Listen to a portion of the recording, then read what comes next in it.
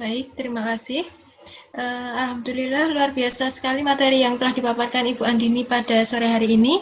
Alhamdulillah telah membuka wawasan kita.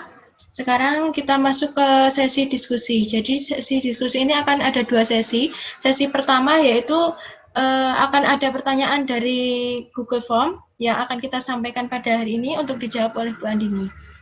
Kita masuk pada pertanyaan yang pertama. Pertanyaan pertama dari Nofrida Pratistiana, SKBD MSc. Bagaimana cara pendekatan yang efektif kepada ibu menyusui supaya benar-benar memberikan ASI secara eksklusif?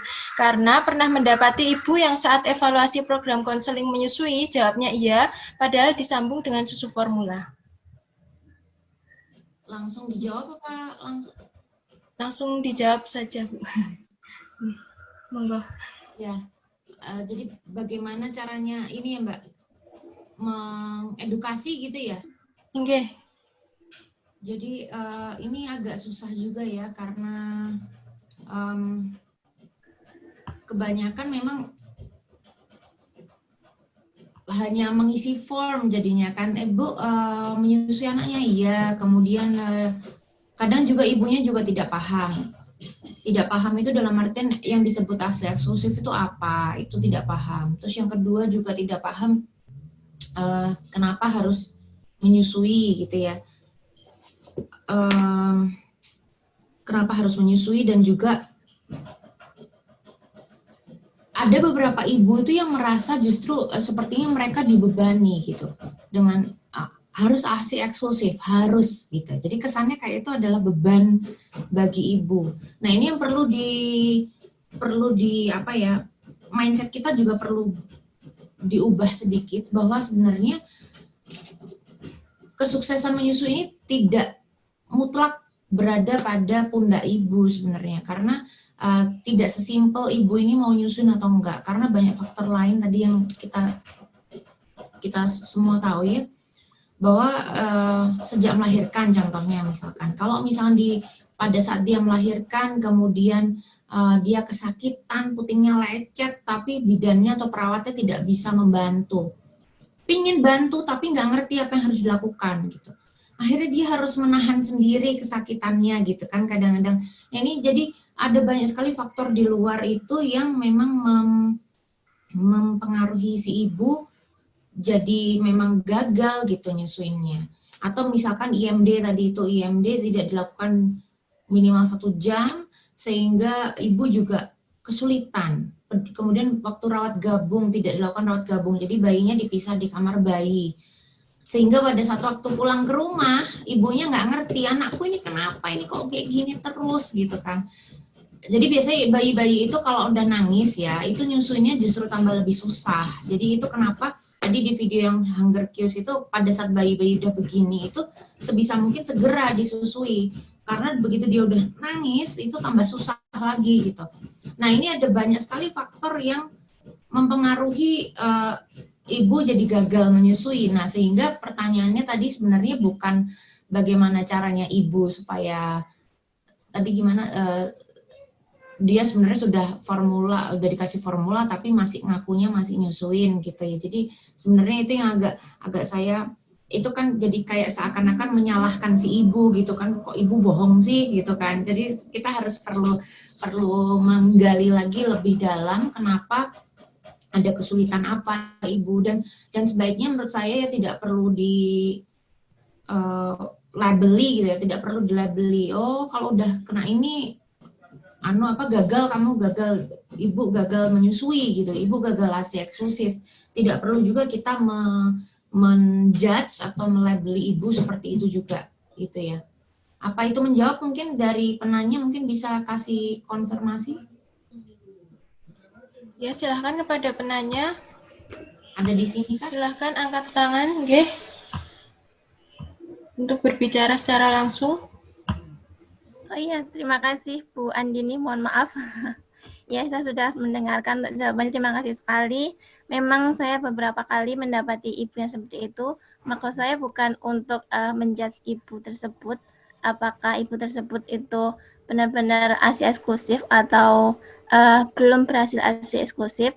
Hanya saja pada saat kami pernah melaksanakan penelitian itu memang kami sendiri sebenarnya sudah memberikan konseling yang kami maksimalkan. Jadi konselingnya tidak hanya 1 kali, tetapi beberapa tahap mengikuti mulai dari hamil, kemudian juga pada saat masa nifas sampai 1 bulan pos nifas itu kami juga melaksanakan konseling dan juga pendampingan terus, sehingga harapan kami pada saat dievaluasi 6 bulan itu benar-benar memberikan SD eksklusif. Hanya saja memang ibu-ibu ini pada saat kami evaluasi belum memberikan respon yang baik seperti itu apabila kami mau mendatangi rumahnya, kunjungi rumah tersebut, ibu kurang berkenan, sehingga pada saat kami menanyakan bagaimana baiknya untuk dievaluasi, beliau hanya, oke Mbak, saya mengisi form saja, seperti itu. Kemudian form yang diberikan kepada kami memang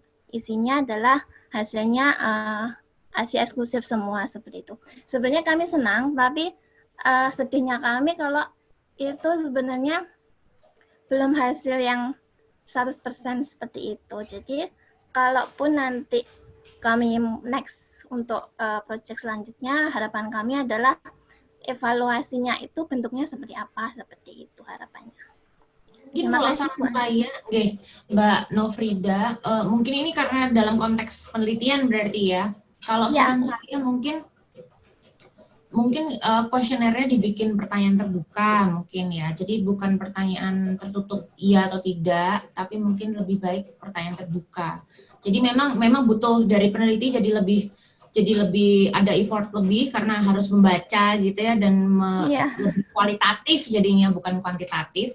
Tapi sepertinya itu lebih bisa menggambarkan, bisa menggali lebih dalam karena faktornya ada banyak sekali, apalagi kalau di usia 6 bulan itu faktornya bukan hanya dari rumah sakit saja kan jadinya. Jadi misalkan dia sudah bekerja contohnya, pada saat cuti melahirkan di usia 3 bulan tuh biasanya udah selesai cuti melahirkannya. Nah itu juga banyak sekali tuh yang jatuh di situ tuh. Jadi bisa jadi karena perusahaannya memang tidak membolehkan ibunya memompa atau tidak boleh, ya macam-macam lah, banyak sekali. Biasanya memang banyak penelitian tuh menunjukkan bahwa di usia 3 bulan tuh jatuhnya banyak di situ. Jadi sejak yang di kegagalan pertama tuh di rumah sakit pertama, pada saat melahirkan itu biasanya banyak hambatan di situ. Kemudian di usia 3-4 bulan itu sebabnya yang konseling tadi itu minimal 6 kalinya kan di situ tuh. Pada saat dia pulang, kemudian pada saat ibunya mulai masuk kerja lagi, dan lain-lain yang tadi itu. Jadi kalau saran saya mungkin lebih ke arah, karena ini untuk penelitian, saran saya mungkin bisa menggunakan pertanyaan terbuka. Misalkan, Ibu apakah selama ini menyusui bayinya hanya memberikan ASI saja, atau pernah apa? Kemudian kalau misalkan pernah diberikan obat, apakah pernah diberikan obat gitu kan? Kalau sakit kan bisa dikasih obat seperti itu, dan seterusnya. Menurut saya sih lebih baik terbuka sih kalau itu. Dan memang kadang-kadang ini juga tergantung karakter target responden juga ya. Kalau misalkan ibu-ibu di pedesaan dengan ibu di kota mungkin akan berbeda cara menanyainya gitu. Kadang-kadang kalau ibu di kota juga males ya, udah di perumahan-perumahan gitu misalkan, di kontak lagi, tanyain lagi. Nah ini juga agak susah, jawab aja deh, iya ASI eksklusif, iya gitu. Jadi supaya cepat selesai, kadang-kadang begitu juga. Memang tantangannya penelitian begitu ya. Iya. Baik Bu Andini, terima kasih ya. Terima kasih sekali. Sama-sama.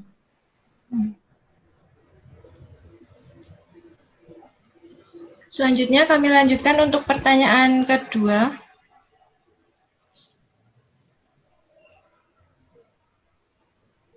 Pertanyaan kedua dari Zahra Lutfiasa Fitri. Sebagai bidan, kita ditugaskan untuk mampu mengedukasi ibu tentang ASI eksklusif, tetapi juga tetap menghargai pendapat dan keputusan ibu sebagai final decision maker. Jika setelah mendapatkan edukasi tetapi ibu masih tetap tidak berkeinginan untuk memberikan ASI secara eksklusif, bagaimana seharusnya bidan atau tenaga kesehatan lain menyikapinya? Makasih Mbak. Mbak siapa tadi pertanyaannya Mbak, dari siapa? Dari Zahra Lutfiasa Fitri. Mbak Zahra, pertanyaannya bagus banget. Kenapa saya bilang bagus? Karena itu terjadi juga di sini. Dan justru di Australia itu paling banyak karena itu. Jadi ini yang perlu tadi sayang materi saya tidak menyangkut tentang human right. Jadi breastfeeding ini perlu dilihat dari perspektif human right. Saya sayang sekali karena tidak menyampaikan di slide saya. Jadi bahwa sebenarnya kadang-kadang itu ada ibu yang merasa bahwa, tadi sempat saya singgung, ada ibu yang merasa bahwa kenapa saya itu udah hamil, udah melahirkannya susah banget ya, sakit kan pasti, entah itu normal ataupun SC kan pasti perjuangan ibu gitu ya. Kemudian menyusui itu juga besar, lama, dan effortnya, perjuangannya cukup berat gitu kan. Jadi ada beberapa memang ibu, apalagi di Australia ini juga tidak mau gitu. Kenapa bebannya itu ada di saya, ada di perempuan terus gitu. Nah itu juga yang kita harus kenapa edukasi itu, kalau saran saya edukasi sejak antenatal itu tidak hanya pada ibu, tapi juga pada suami, itu udah paling minimal tuh dah. Suami itu harus tahu juga. Kemudian lebih bagus lagi kalau ada keluarga yang akan nanti ikut merawat si bayi. Misalkan kan kalau di Indonesia banyak itu ya, di Indonesia tuh banyak yang tinggal sama kakek neneknya atau mertuanya gitu. Nah ini perlu diajak juga pada saat edukasi. Jadi supaya, karena pada saat melahirkan itu kan biasanya katakanlah di bulan pertama itu bayi itu banyak dibantu sama yang lain-lain tadi itu kan, atau katakanlah kalau dia cuma berdua sama suami itu juga suami ini harus jadi perannya penting banget. Kalau misalnya contoh di pas bayi pas ibunya lecet gitu ya, terus kemudian bayinya nangis, terus ibunya tuh udah rasanya trauma untuk nyusuin, ini suaminya yang harus membesarkan hatinya gitu, harus menyemangati, harus mensupport. Suami harus tahu apa yang harus dilakukan. Karena ini banyak sekali saya temukan, si bapak, apalagi kalau untuk anak pertama, bapak ini nggak ngerti mau diapakan, ini udah anaknya nangis jerit-jerit, istrinya juga stres gitu kan. Nah ini bapak ini bingung, lama-lama juga jadi. Nah ini adalah satu hal yang kompleks yang perlu dipersiapkan sejak kehamilan tadi. Jadi memang kita tidak bisa memaksakan, Mbak. Jadi tidak bisa memaksakan bahwa ibu harus menyusui. Bahkan saya juga sekarang jadi kurang setuju kalau ada quote gitu ya, ada kutipan menyatakan bahwa kemarin tuh saya ketemu di mana, menyusui bukan pilihan, menyusui itu kewajiban. Itu saya kurang sepakat dengan itu gitu loh. Itu seakan-akan membebani, menyusui ini adalah satu beban bagi perempuan, bahwa dia harus wajib melakukan. Kalau nggak melakukan berarti gimana? Kena sanksi berarti kan. Itu salahnya di situ. Justru seharusnya disanksi ini adalah sekitarnya, karena tidak mendukung ibu ini bisa tidak mengakomodir, tidak mensupport ibu supaya bisa lancar menyusui gitu. Jadi kalau di peraturan yang tadi saya sebutkan sebenarnya juga ada sedikit kelemahan di situ, bahwa sebenarnya yang diberikan sanksi di situ malah justru si ibu malahan. Jadi ibu ini kalau tidak menyusui malah ada sanksinya. Ini menurut saya salah. Jadi kalau misalkan sebagai tenaga kesehatan, mungkin kita diedukasi pada saat antenatal itu, Mbak, bisa kita sampaikan bahwa ibu ini menyusui adalah hak untuk ibu, bukan kewajiban. Ibu itu berhak mendapatkan kesehatan yang optimal. Dengan ibu menyusui, itu sebutkan tuh manfaat kesehatan untuk ibu tuh apa aja tuh tadi, risiko perdarahannya rendah, kemudian risiko postpartum depression itu juga rendah. Ibu nanti bisa cepat langsing, ibu nanti risiko terkena kanker payudaranya itu rendah, dan lain sebagainya. Itu perlu kita kemukakan ke ibu. Jadi ibu ini bukan sebagai objek gitu ya, tapi dia harus diberdayakan supaya dia punya power, punya kemampuan untuk memilih. Jadi kan ini badan kita, tapi kita tuh dipaksa untuk nyusuin. Ibu-ibu kayak merasa aku kayak dipaksa gitu. Tapi kita gimana caranya kita membuat mereka itu bukan merasa dipaksa, tapi merasa diberdayakan untuk bisa memilih menyusui. Ibu kalau menyusui itu nanti ibu nanti bisa cepat langsing tuh Bu, nanti terus ini gini Bu, kalau bikin formula itu nanti ribet, harus bikin air panas, kalau malam itu ibu tinggal sambil tiduran, bayinya langsung tempel, langsung gini, ibu nggak usah bangun-bangun dan lain sebagainya itu sebutkan. Tapi tentunya pastinya kan kalau kita mau seperti itu pasti bidan juga harus ngerti ya apa saja manfaatnya, kemudian gimana caranya dan sebagainya itu. Kira-kira menjawab nggak ya Mbak Anissa? Oke, monggo yang mau berkomentar mungkin teman-teman ruang bidan. Oke. Silahkan angkat tangan jika ingin memberikan tanggapan atau konfirmasi. Dari Mbak Zahra ya tadi ya? Oke, Mbak Zahra. Oke, nggak apa-apa Mbak, nanti kalau misalkan mungkin Mbak Zahranya masih ditinggal sebentar kemana gitu, mungkin dilanjutkan aja dulu ya. Oke. Pertanyaan ketiga nggih, Bu. Ini dari Fatimah Az-Zahra. Pertanyaannya adalah, ada suatu kasus di mana ibu yang telah melahirkan ASI-nya tidak keluar hari ketiga, hari keempat ASI baru mulai keluar. Ibu sudah ikhtiar untuk memperbanyak ASI dengan pijat laktasi, konsumsi booster ASI seperti teh, susu, almond, cemilan coklat, moloko maupun Baridon. Namun ASI keluar hanya 10 ml ketika dipumping. Bayi sudah tidak mau karena ASI terlalu sedikit. Sampai bayi usia 1 bulan, ASI tetap tidak ada peningkatan.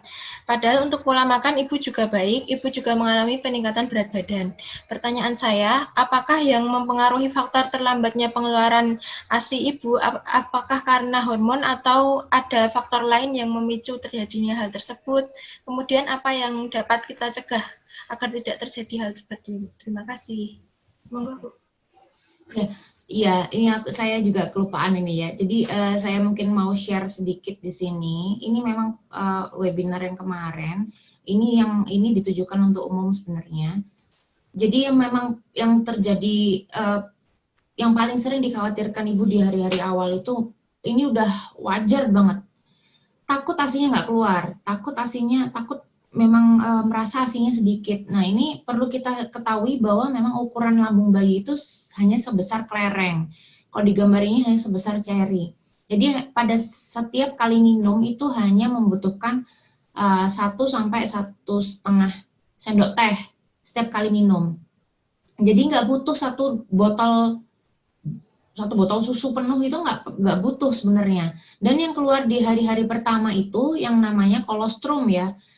Ini kolostrum ini memang jumlahnya sedikit, warnanya kuning kekentalan, dan ini wajar sekali kalau dia keluarnya. Jangan membayangkan mancur-mancur gitu ya, jangan dibayangkan kalau dipompa tuh udah bisa langsung dapat berbotol-botol gitu, nggak bisa, karena memang di hari awal itu ukuran lambungnya kecil, jadi memang disesuaikan dengan kebutuhan lambung gitu.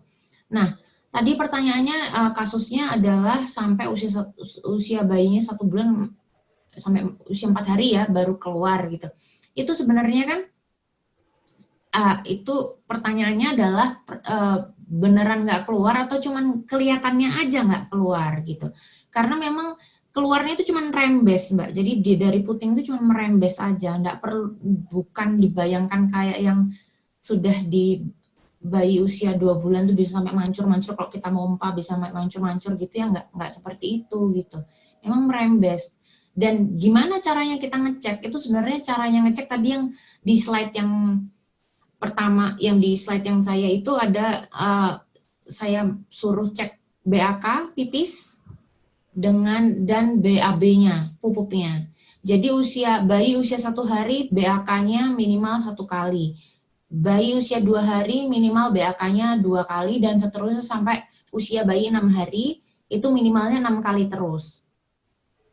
Nah, jadi saya akan kembali, kalau misalnya saya akan bertanya ke Mbak tadi penanyanya itu, apakah sudah dicek pipisnya? Kemudian BAB-nya apakah keluar di hari pertama dan seterusnya itu pada saat di tempat bersalin itu apa udah dicek pipis sama pupuknya. Kalau dia sudah keluar pupuknya itu sebenarnya ASI-nya sudah ada yang masuk gitu. bukan karena kita nggak kelihatan jadi merasa tuh nggak ada gitu. Terus ini ada satu lagi yang memang saya ketinggalan ya, perlu dipahami teman-teman bidan bahwa prinsip produksi ASI ini ya. Setiap kali sesi menyusui itu ada 2 hormon yang bekerja, prolaktin dan oksitosin. Prolaktin ini berperan dalam produksi ASI. Prolaktin ini cuma bisa bekerja kalau payudaranya ini dikosongkan. Jadi ada ASI yang keluar, entah itu dihisap maupun dipompa. Pokoknya ada yang keluar, prolaktin otomatis akan bikin lagi. Itu udah otomatis. Jadi itu nggak bisa dimanipulasi. Nggak bisa dimanipulasi dalam artian nggak bisa pakai hipnosis, nggak pakai, ayo kamu harus positive thinking dan lain-lainnya. Itu nggak bisa. Kalau payudaranya nggak dihisap sama bayi atau nggak dipompa, mau dihipnotis kayak apa, gimana-gimana nggak akan bisa produksi. Sedangkan yang oksitosin ini bisa kaitannya dengan kelancaran ASI, kelancaran pengeluaran ASI. Ini yang berpengaruh dengan dipengaruhi oleh kondisi psikis ibu. Ini bisa dimanipulasi. Contohnya kalau misalnya ibunya stres, produksinya ada tapi dia macet gitu, jadi nggak bisa keluar. Nah ini boleh nih misalkan pakai, kamu disemangati positive thinking, pakai hipnoterapi, pakai apapun lain-lain tuh di sini mainnya oksitosin. Jadi kalau tadi pertanyaannya juga terkait dengan booster ASI, booster ASI itu hanya bermain di hormon oksitosin tadi, hanya terkait dengan kelancaran ASI-nya, terkait dengan kondisi psikis ibu. Dan booster ASI ini tidak harus suplemen yang dijual-jual secara komersil. Dan menurut saya itu juga tidak perlu, karena biasanya kan mahal-mahal gitu. Jadi kalau ini khawatirnya ibu-ibu yang, mohon maaf, dengan ekonomi menengah ke bawah, tidak mampu membeli yang harga puluhan atau bahkan ratusan ribu, ya memang karena nggak perlu gitu. Oksitosin ini bisa asalkan ibunya bahagia gitu intinya. Jadi maunya pijet di salon boleh, maunya dipijetin suami juga boleh, kan ada namanya pijet oksitosin tuh ya, nanti bisa di browsing. Maunya jalan-jalan ke mall juga boleh, maunya apa saja yang dilakukan ibu, tidak harus mengkonsumsi sesuatu atau yang disebut booster ASI tadi itu mainnya di oksitosin. Jadi pertanyaannya tadi itu banyak sekali yang perlu digali Mbak, jadi nggak bisa dijawab dengan satu jawaban, perlu digali dari awal. Apakah dia tadi waktu melahirkan tuh sudah dilakukan IMD, kemudian apakah dia rawat gabung, gimana dia pola menyusunya, mulai dari lahir itu gimana cara pola menyusuinya, ya nggak boleh diwaktuin, jadi BAK, BAB-nya harus dicek. Kemudian kalau memang dari awal nggak dilakukan IMD, nggak dilakukan rawat gabung, kemudian dibatasin minum pas nyusunya dibatasin, ya memang wajar kalau kemudian produksi ASInya memang nggak lancar, nggak ada, karena memang ASInya nggak ada yang dikeluarkan, jadi nggak bisa berproduksi gitu Mbak. Jadi jawaban dari pertanyaan tadi itu tidak bisa dijawab hanya dengan satu kalimat yang instan, itu perlu digali lebih dalam lagi gitu Mbak Anissa. Mungkin ada jawaban dari feedback dari yang bertanya mungkin. Oke, monggo kepada Mbak Fatimah Azahra mungkin mau menanggapi. Oh iya benar, mengenai pola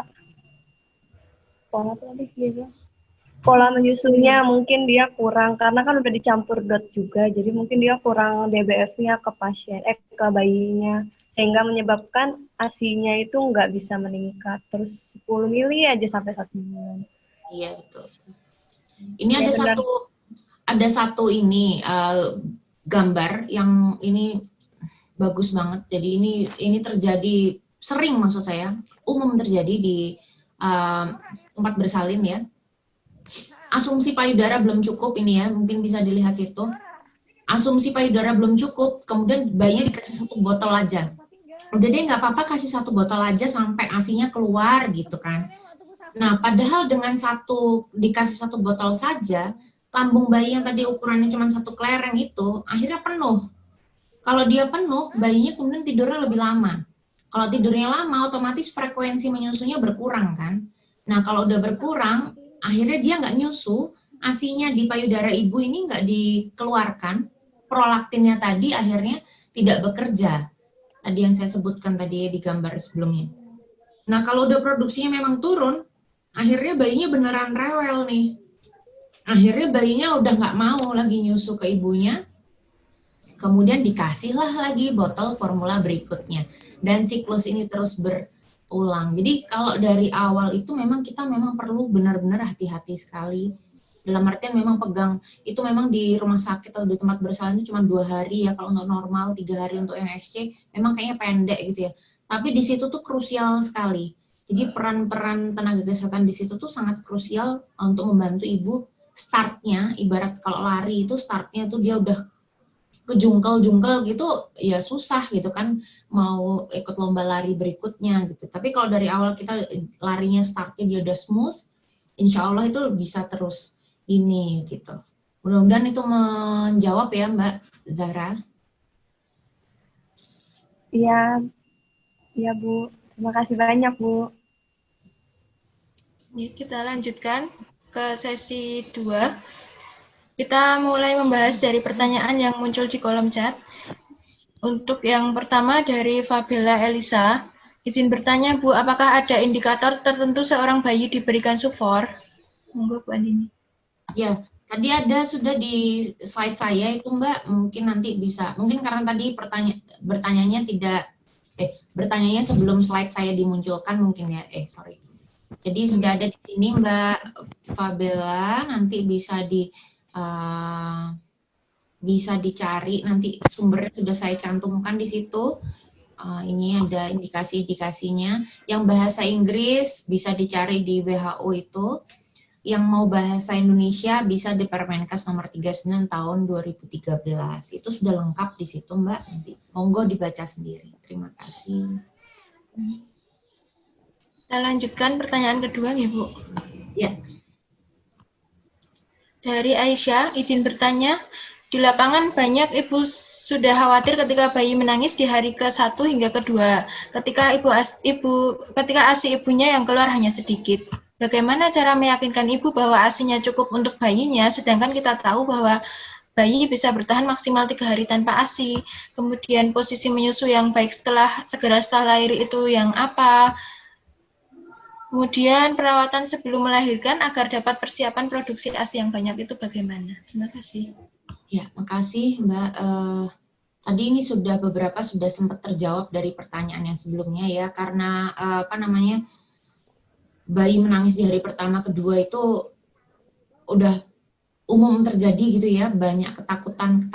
Nah ini si bidan dan perawatnya juga harus paham juga ini gimana caranya ya, jadi cara membantunya. Dan ini tadi yang perlu saya garis bawahi, memang bayi bisa bertahan 3 hari tanpa ASI. Tapi bukan berarti terus kemudian, oh nggak apa-apa deh, tunggu aja ASInya sampai keluar gitu. Bayinya ditaruh dulu di kamar bayi, itu juga salah gitu. Karena tadi ya yang gambar proses produksi ASI tadi, prolaktin dan oksitosin itu gimana. Justru dengan kalau bayi dipisah, bayi di kamar bayi, nggak ada hisapan, nggak ada rangsangan di payudara, ASInya memang nggak dikeluarkan, kolostrum tadi nggak dikeluarkan, memang jadi produksinya jadi melambat gitu. Jadi memang jangan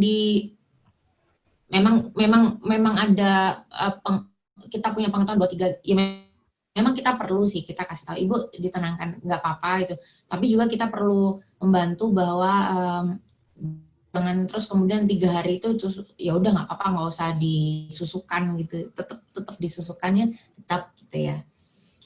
Kemudian posisi menyusui itu tadi yang saya gambarkan tadi itu adalah posisi-posisi yang basic, dan itu tidak ada posisi yang benar, tidak ada posisi yang salah. Itu silahkan dicari sesuai kenyamanan masing-masing ibu dan bayi. Kan ada ibu yang lahiran normal, ada yang ibu lahiran SC, mungkin akan berbeda. Silakan dibantu dicarikan yang paling nyaman untuk ibu dan bayinya. Kemudian juga ada yang bayinya kembar mungkin ya, jadi membantu memposisikan bagaimana caranya. Itu dicoba-coba sih Mbak, kalau yang itu dicoba-coba, bahkan pada satu ibu, tapi pada anak pertama dan anak kedua ini bisa jadi posisinya juga kadang-kadang ada preference. Anak itu sudah punya preference tersendiri. Jadi misalnya contoh anak saya aja, anak pertama itu lebih suka di payudara kanan, anak kedua saya lebih suka di payudara kiri. Jadi memang berbeda. Ada yang suka alirannya deras, ada yang tidak suka aliran deras seperti itu. Jadi itu perlu dipelajari dan perlu pengenalan di hari-hari awal itu. Makanya kenapa saya bilang tadi, meskipun lahiran di rumah sakit di tempat bersalin itu cuma 2 hari 3 hari, tapi krusial sekali. 2 hari 3 hari ini krusial karena ibu itu harus belajarnya banyak sekali di 2 hari pertama itu. Dia harus belajar hunger cues, dia harus belajar mengenali karakter anaknya. Oh, anakku nggak suka nyusu airnya asinya keluarnya terlalu deras, nggak suka dan lain sebagainya. Kalau asi terlalu deras, bidannya harus bantu gimana juga harus tahu, harus diperas sedikit baru disusukan dan lain sebagainya. Ini case by case, tapi bidannya juga harus paham, punya kompetensi terkait hal ini gitu ya. Terus yang terakhir, perawatan sebelum melahirkan. Kalau saya bukan perawatan ya, tapi lebih ke arah persiapan sebelum melahirkan itu adalah mengedukasi diri sendiri dan mengedukasi keluarga. Itu menurut saya paling penting karena tidak perlu ada perawatan fisik apapun sebenarnya. Nggak perlu dipijat, nggak perlu diapa-apakan. Tidak ada yang perlu dilakukan pada saat kehamilan selain mengedukasi diri sendiri dan keluarga dan juga memilih tenaga kesehatan dan fasilitas kesehatan yang mendukung menyusui ya, karena tidak semua, mungkin udah jadi rahasia umum bahwa tidak semua rumah sakit, tidak semua tempat bersalin itu paham 10 LMKM, paham pelaksanaannya bagaimana, tidak semua tenaga kesehatan juga paham. Jadi kita harus memilih kalau memang sebagai ibu ya. Jadi itu sih Mbak Anissa. Terima kasih. Apakah ada tanggapan? Monggo dipersilakan.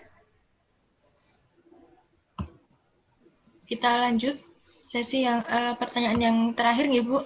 Ya. Assalamualaikum Ibu, mohon izin bertanya, bagaimana dengan bayi prematur yang sebelumnya dirawat di NICU, yang mana ketika lahir bayi langsung dipisah dari ibu dan bagaimana cara mengembalikan produksi ASI, sedangkan sebelumnya bayi sudah dibiasakan dengan susu formula di NICU, padahal ibu ingin sekali memberikan ASI. Terima kasih. Ya, makasih Mbak, pertanyaan ini memang bagus banget ini. Jadi memang kompleks ya, kompleks sekali memang untuk bayi-bayi. Itu sebabnya kenapa WHO ini juga tadi mengeluarkan guidance tadi baby friendly hospital untuk yang preterm, sick sama apa tadi itu small ya.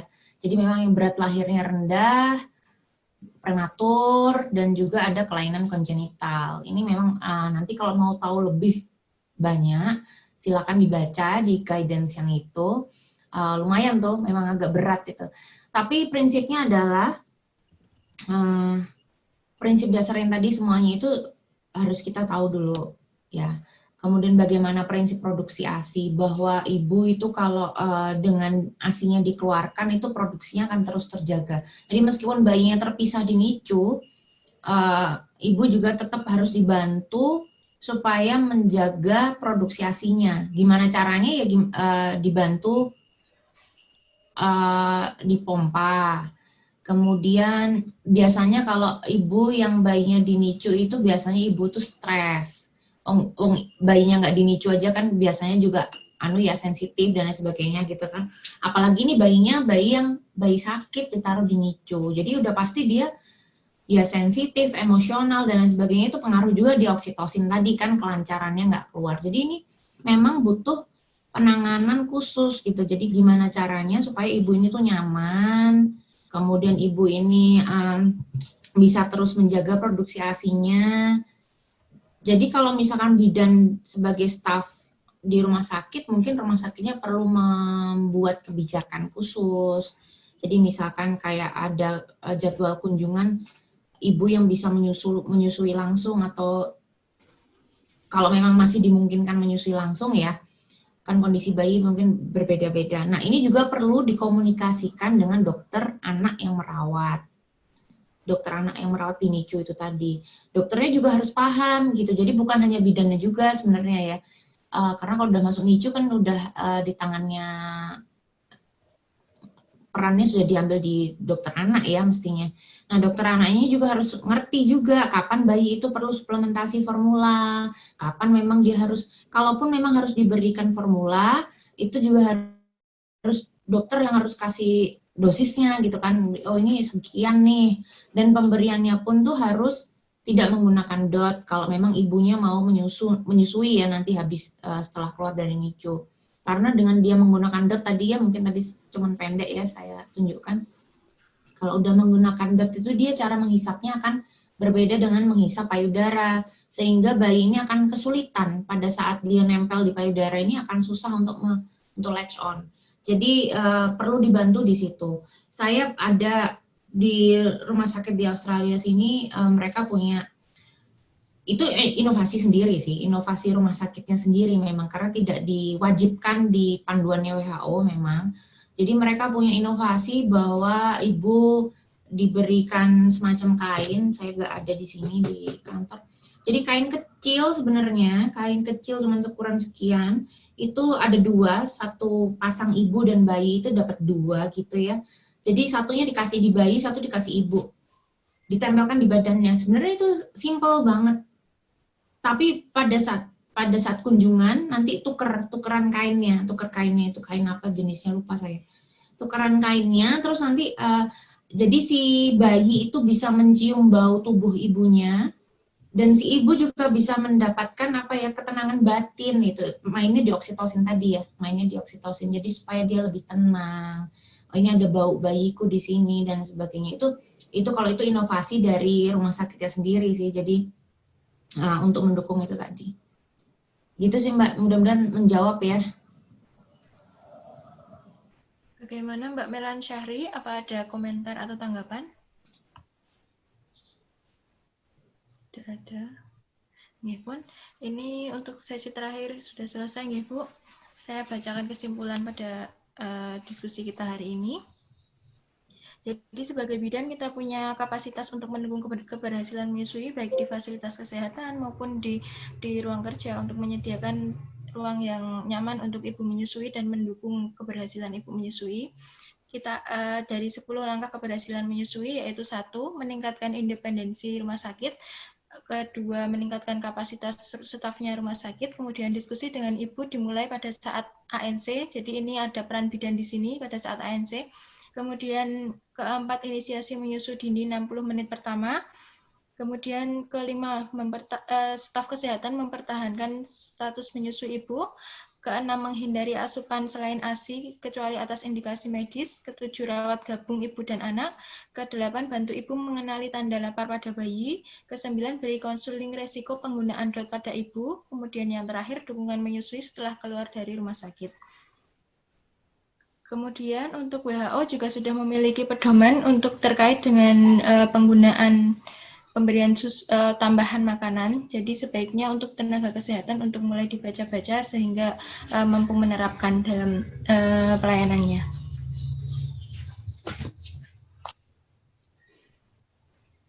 Saya mengucapkan terima kasih kepada Ibu Andini atas kesempatan berbagi ilmu dan pengalaman kita hari ini. Semoga menjadi ladang ibadah dan bermanfaat bagi kita semua. Akhir kata dari saya mengutip kata dari Dr. Ratia Ayuning Tias bahwa menyusui tidak hanya sekedar memberikan ASI, ada kasih sayang di setiap pelukan, ada doa di setiap tegukan, dan ada perjuangan di setiap tetesnya. Mari kita perjuangkan agar ibu dan anak mendapatkan haknya. Terima kasih. Selanjutnya saya kembalikan kepada Bidan Iza selaku pembawa acara Midwife Forum kita pada hari ini. Terima kasih. Terima kasih kepada Bidan Anis. Dan tentunya terima kasih kepada Bu Andini Pramono selaku pemateri pada Midwife Forum sore hari ini. Alhamdulillah, sesi Midwife Forum sore hari ini telah selesai. Karena kita tadi buka dengan doa, alangkah lebih baik kita tutup juga acara kali ini dengan doa. Dipersilahkan untuk sahabat ruang bidan sekalian untuk berdoa menurut kepercayaan masing-masing, berdoa dipersilahkan.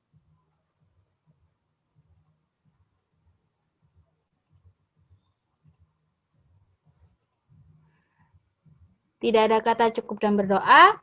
Mungkin di akhir sesi ini saya mohon izin kepada Bu Andini Pramono dan sahabat ruang bidan sekalian untuk diadakan sesi foto bersama.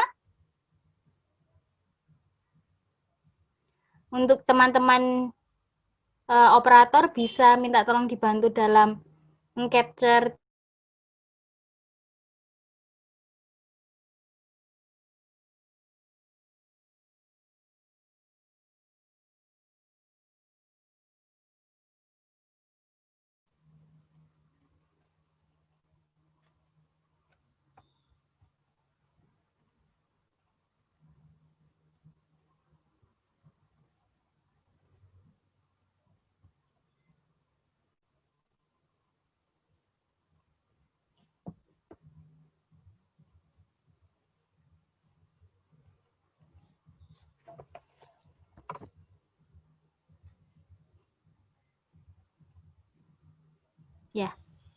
Oke.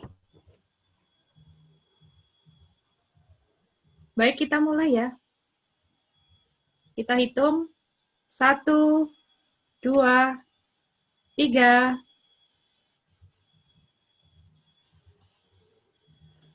Slide berikutnya.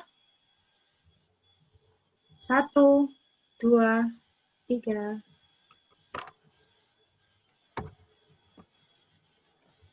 Oke, terima kasih. Terima kasih juga untuk teman-teman operator. Di akhir sesi ini saya mewakili seluruh tim dari Ruang Bidan Indonesia memohon maaf jika selama kegiatan Midway Forum ketiga ini banyak kekurangan.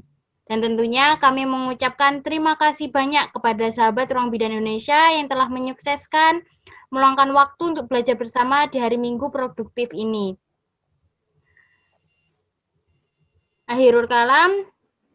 Wassalamualaikum warahmatullahi wabarakatuh. Selamat sore, tetap semangat dan terus tanamkan kebaikan dimanapun kita berada untuk mendukung perubahan. Ruang Bidan Indonesia menjadi bidan dengan hati. Terima kasih. Mungkin teman-teman bisa live, dan untuk Bu Andini Pramono sekali lagi kami mengucapkan banyak-banyak terima kasih karena sudah mau meluangkan waktu, sudah mau banyak mengajarkan kepada kami. Terima kasih Bu Andini. Terima kasih, Bu. Ya, sampai ketemu.